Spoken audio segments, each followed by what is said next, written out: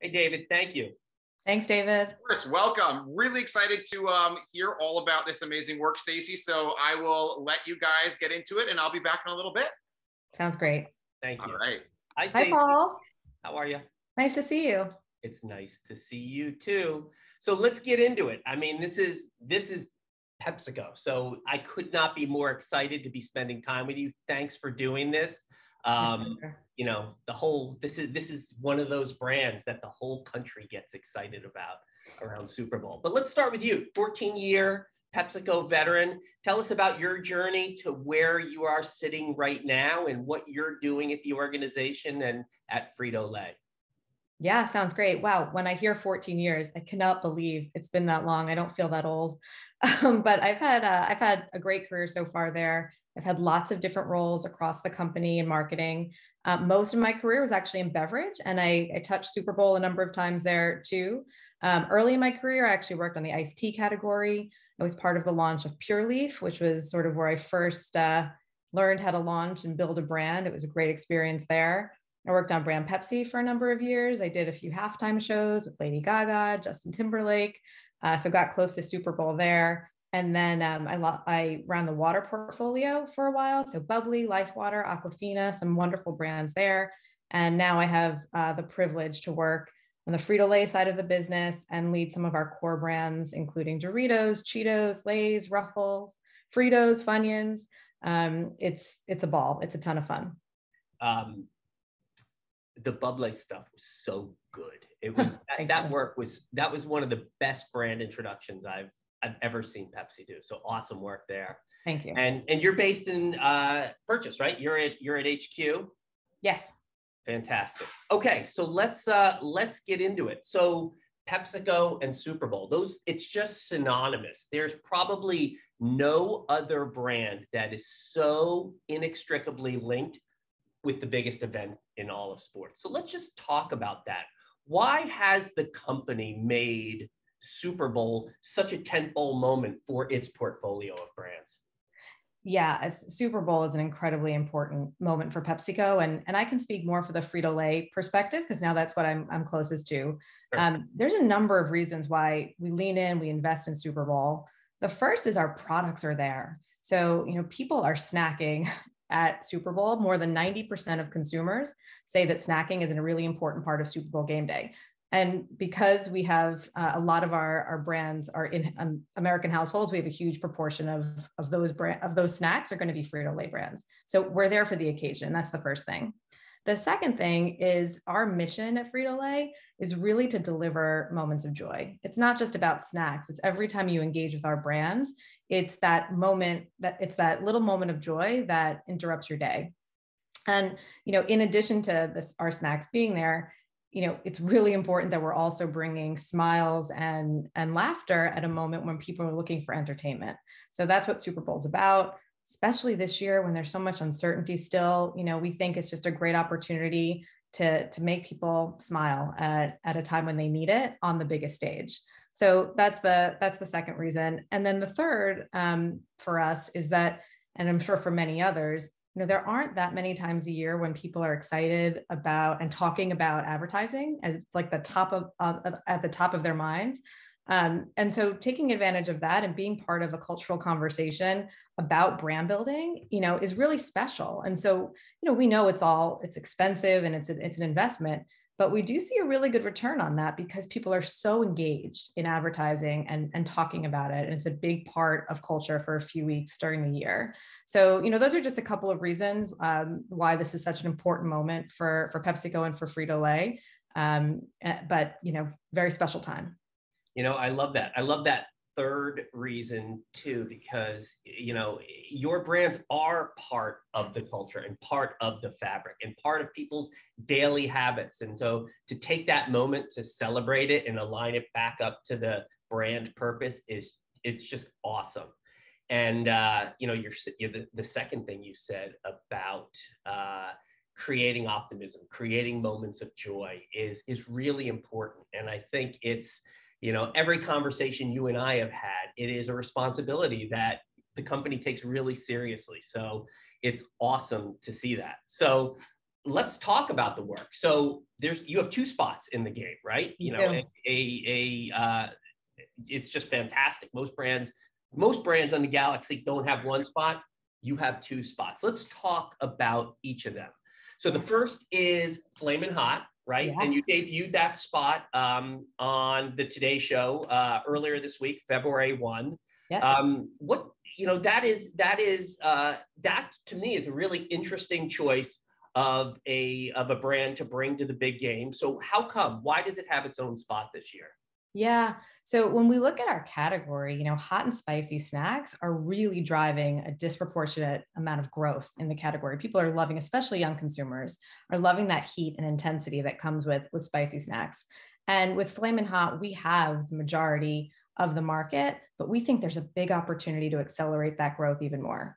So, you know, really Flamin' Hot was it is a flavor today. It's a flavor on Doritos and Cheetos and many of our other brands, but we think there's a real opportunity to create more of a branded experience.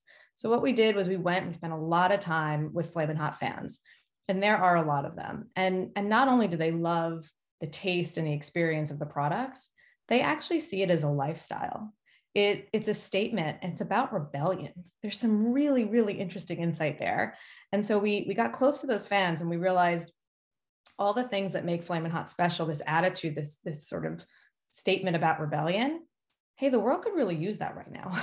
We've all been cooped up. People want to get out. People want to rebel a little. And so this strategy and this idea about unleashing everyone's Flamin' Hot side, you know, really came from that insight. And that was the core idea that when we went into creative development, we said, how do we inspire people to really unleash their Flamin' Hot? So we went into creative development, and, you know, we really loved this idea that felt like it was made for Super Bowl because it combined a bunch of things. A classic song in Push It by Salt and Pepper, which I think everyone loves. A cast of unexpected and really adorable new characters that everyone will see. And then the voices of, you know, some of the hottest talent on the planet, and Megan Thee Stallion and Charlie Puth. So we put that formula together. We think we created something really engaging for the game. And should we show it, Paul? Yeah, let's do it. Let's take a look. Right. I'm excited. This is the Flamin' Hot 60.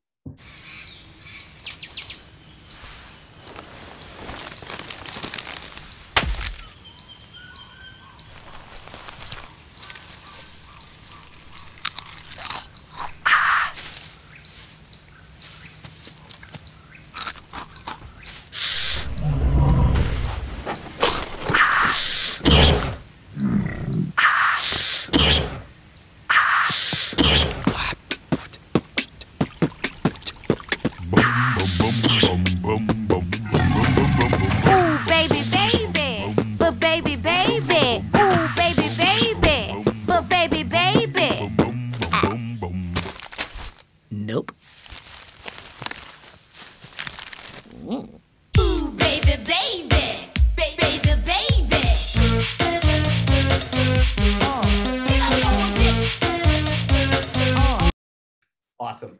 It's great. It's a great spot. And that is going to play so well on everybody's TVs. It's going to look good, sound good. People are going to feel really good. It's exactly in line with the strategy. So congrats on a great spot. Thank you. And Megan and Charlie have really embraced their role as Bird and Fox. So we're going to have a lot of fun with that as well.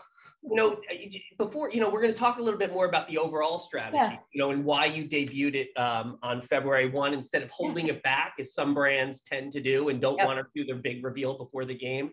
But, you know, before we go there, just 2 questions for you. The organization is really good at leaning into just the super celebrity talent that is out there and bringing them into the products, the brands in a really seamless way. What was the thought process behind Megan Thee Stallion for this spot? Yeah, so for Megan and Charlie both, you know, we were looking at a couple of things. One, we want brand fans. So we really only like to work with people that love the brands. And Megan has been very public about her love for Flamin' Hot Cheetos for a very long time. And I'm going to talk more about a song we just released with her. But it's actually been a big part of her life. So that was the first thing. And Charlie has talked about how Cool Ranch Doritos are actually inspiration for him when he creates music. So great from that perspective. The second is we wanted people that embodied the spirit of rebellion and of Flamin' Hot. And we think that they are both such unique, amazing, people and what they've done with their music and with, all of their work. That was a really good fit as well. And then the last thing is that they're both really influential. So, you look not only, on their social followers, but also just the content and what they put out in the world felt like a really good fit with what we were aiming to do. That's awesome. I mean, really great selection. And it's just historically, Pepsi has been so good at picking the right celebrities at the right moments. Something else you said, and we don't need to nerd out now and go all sciencey, but like the flavor profile, and those kinds of flavors in the human body, they tend to make you feel, it's a forward stance. It makes you feel confident. It makes you feel like you can take the world on. And I think that shouldn't be underestimated in exactly bringing that to life in the spot. So that's totally. And I should mention too, we're introducing a new flavor, a new innovation that was featured there called Flamin' Hot Cool Ranch. And it is an amazing product because you get the heat of the Flamin' Hot, but then you actually get the cooling sensation and you taste the Cool Ranch. It's a really complex product, but it's doing incredibly well. It's already out there. So for anyone who hasn't tasted Flamin' Hot Cool Ranch, please go try it. Awesome. Hot and cool. Hot and cool. So you released it, like we said, you did it on the Today Show. You showed it on the first, and there's a couple of different camps of thought there about, should we hold it back? Should we let it go? Clearly you made a decision, and that was wrapped in a broader strategy around the spots itself and a Super Bowl strategy. So share that with our viewers. I'm sure they want to hear that. Yeah. Let's talk about this, and then we can get into lays after maybe. But so we think about it as pre-Super Bowl, sort of game day, and then post-Super Bowl. And I mentioned, and this is a time when people are really interested in advertising, right? They're searching them out, they're engaging, they're sharing. And so we want to maximize that as much as possible for as long as we can. And we found that putting out content for basically every week from the middle of January until game day allows us to be top of mind in that conversation, with consumers, with press, with everyone who's having that conversation. And so, we map that out, and we do a couple of teasers. We do different pieces of content, which I'll speak to, and then we do release the ad in advance so that people are watching it, a number of times. You'll see in this one in particular, and hopefully people will go watch it. It gets funnier every time you watch it, and you see something new that's going to make you giggle and smile. So repetition is actually a good thing there. And then, so we do that in advance, and then game day, it's really about the second and third screens. So, one piece of content we're actually, that we did launch is a new piece of music by Megan called Flamin' Hottie. And Flamin' Hottie is a remix of Push It, and it's amazing. And so it's on Spotify, it is out there for the world. But the music video can only be viewed on a Dorito or a bunch of Cheetos using Snapchat. So we're going to get people out using AR on their phones. They can see Flamin' Hottie in the music video. That's going to happen on game day. And then we'll have, a lot of presence on TikTok. Charlie's actually going to be inspiring his 15 million fans and followers on TikTok to be remixing and beatboxing Push It as well. We'll have lots going on Twitter. So there's a ton on second and third screens on game day. And then post Super Bowl, we actually like to get to do the story. So there's some new content, there's some new media plays on how we get people coming back and seeing more content. And actually I brought an example of that. If it's okay with you, we could play that. Let's do it. So let's follow up, and let's play the Bodega 15, please.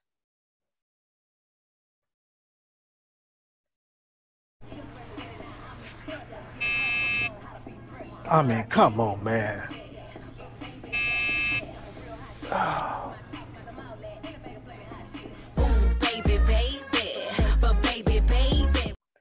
So our sloth has gone for more flavored hot chips, and that's Flamin' Hottie in the background. It's awesome.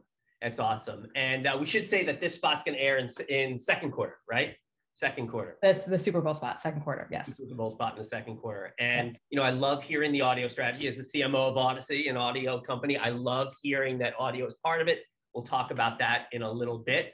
Should we change here? Should we change brands? I'm getting a little hungry, so I'm going to have a snack while we do that. Oh, I love it. That's okay. So let's talk about Lay's, right? So back, this was a spot, 17 years, right? I'm going to have one right now. I'm going to talk about the spot's better when you're eating Lay's, I'll tell you. Okay, so Lay's is back, 17-year hiatus. Yep. You're back. You debuted the spot the day after. So you debuted the spot on the 2nd of February. Yeah. We know this one's going to appear in the third quarter. So you're sitting on both sides of the halftime show. So talk about this one a little bit. And I'm gonna snack while you're talking. Yeah. Well, did you know, Paul, that Lay's is the biggest food brand in the world? And it is in more than 70% of households in the US. I mean, that is astounding. I've worked on a lot of brands, inside and outside PepsiCo. And I've never worked on a brand with that much reach and scale that has so much meaning to so many people. And what we uncovered as we were, thinking about how to put Lay's back on the biggest stage, we really dug again into its fans and consumers. And it's just, everybody has a happy memory of Lay's. Like, you think back in your life and Lay's was just there at the good moments. And so, we really kind of dug into that and sought to understand it a little bit better. And we realized, yes, Lay's was there. It will always be there. And it sparks joy no matter what's going on. You open that yellow bag and there really is that moment of optimism.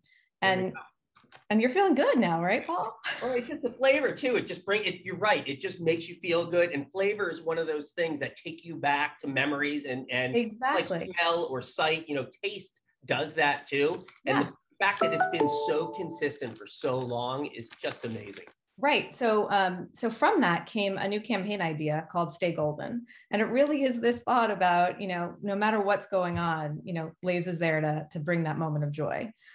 So that's the idea, we wanted to put out in the world. And, we thought about who would be great partners to do that.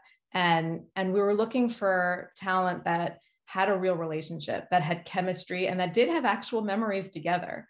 And again, that were fans of the brand. That's always really important. So we worked with Seth Rogen and Paul Rudd, who are just amazing, incredible, funny people. And actually with Seth's very close friend, Evan Goldberg, as a director and co-writer, and put all of that together. And we think, we have a really fun story to tell in a way that's right for Super Bowl about how Lay's helps you stay golden.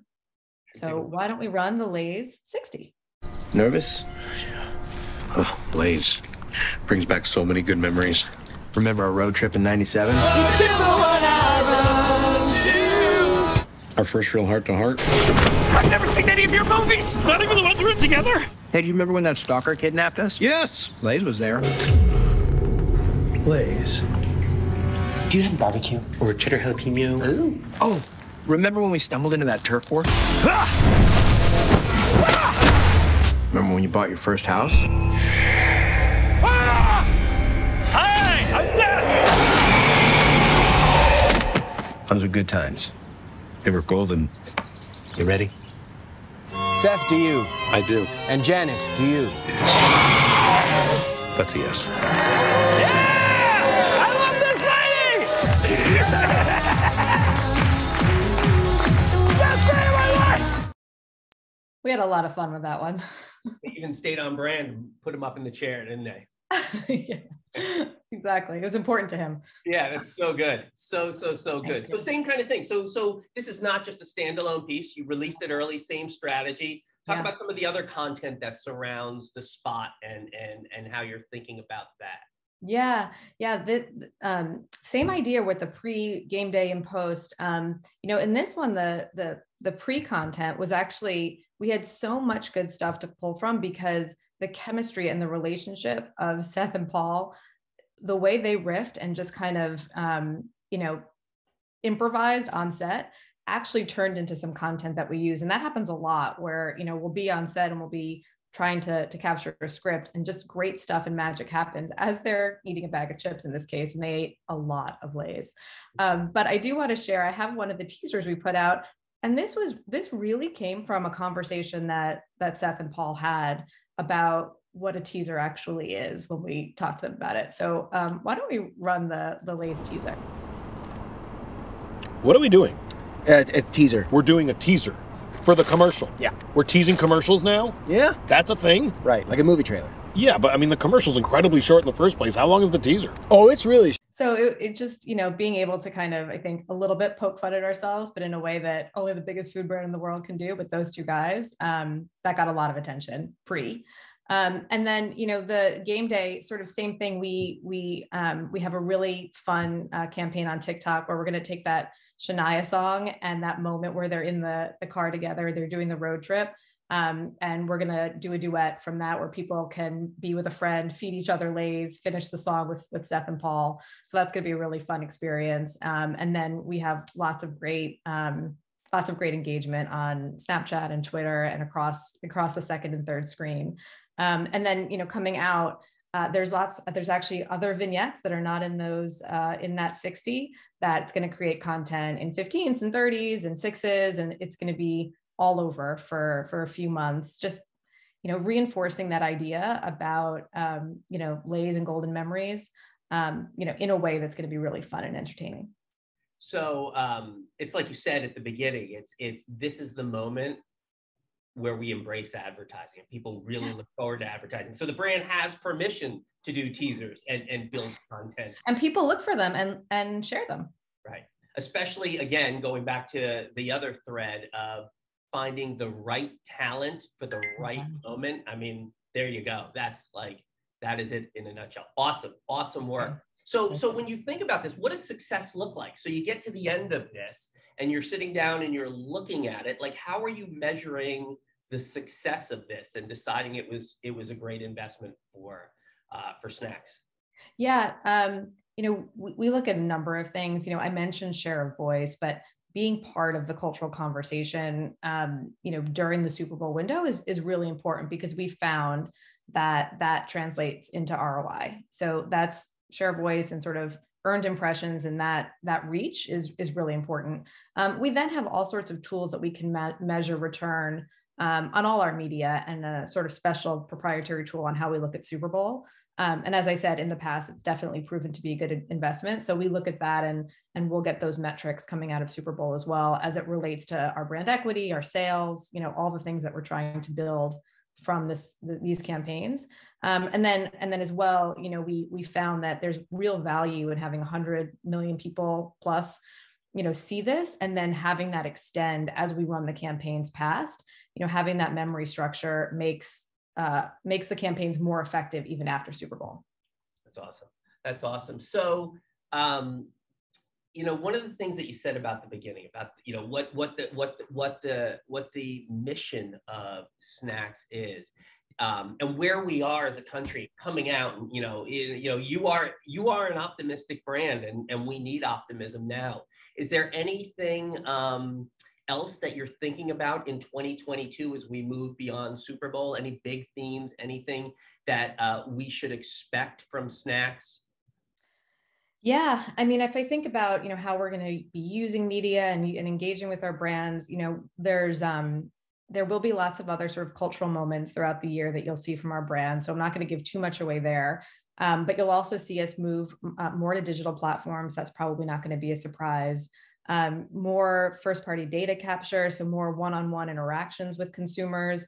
We're building hubs for our brands. We're, building communities around our brands, including Flamin' Hot and Lay's and others. So you'll see that. Also more partnerships. So partnerships with media partners, partnerships across the board. We have a platform year over year with Doritos called Solid Black, and it's a partnership with BET and some other partners.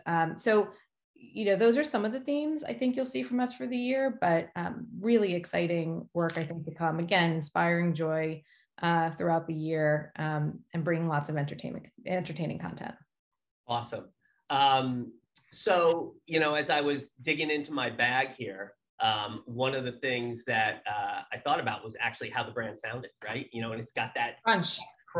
And how a brand sounds has never really been more important. It's something that we think about at Audacy. I'd love to talk about that just a little bit here, is the role of audio in your media strategy.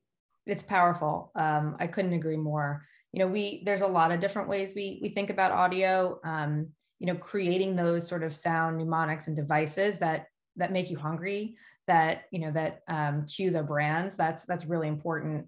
One way. So a couple of different ways. One, when there's especially when there's a piece of music or a particular audio branded asset that we want to use, we lean into audio quite a bit.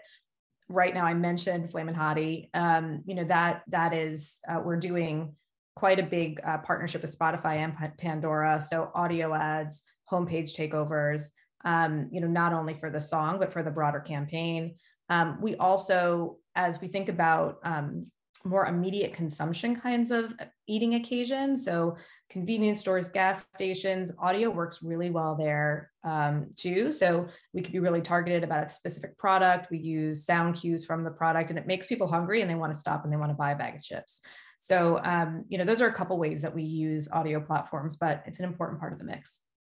Okay, so we're getting close to the end here. So I just want to, there is, again, you inside baseball doesn't even begin to cover, Pepsi's relationship as a company with the Super Bowl. So, and you being 14 years sitting in the chair. So what are your favorite Super Bowl campaigns that you've either worked on or that you've enjoyed over the last few years? Yeah, well, I love Crash the Super Bowl. And for people that aren't aware, that was Doritos' platform for 10 years where we crowdsourced ads. And I'm sure you'll remember we gave away $1 million to the winner. We actually had some ad meter winners that were generated by consumers. And that's how much love there is for Doritos. So just thought that was an amazing platform. It was way before I touched it. I didn't have anything to do with it, but I admired it from afar as just a way to use Super Bowl for an innovative way. So I love that. You mentioned the Can I Have a Bublé campaign, that will be close to my heart forever. Michael Bublé is an amazing person. And that was a great way to kind of get bubbly on the big stage. So those are some from what we've done. And then if I had to pick, my favorite, I think outside of what I've ever kind of been involved in, I just love the Volkswagen Vader commercial. I think it was 2011. That's my favorite. It makes me, I don't know, being a mother, I think I just get this, like, it tugs at my heartstrings a little bit, which always works for Super Bowl too. Yeah, that was an awesome spot. And by the way, back to Doritos just for 1 second. I mean, that really created, it just opened the floodgates for all sorts of brands to start to create user-generated content. Yeah. And Doritos was right there at the beginning. Pretty amazing work.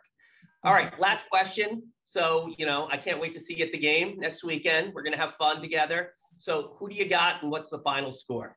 I think it's going to be great. I think the Bengals are the underdog and the Rams being the home team. It's going to be great. I think it's going to be close.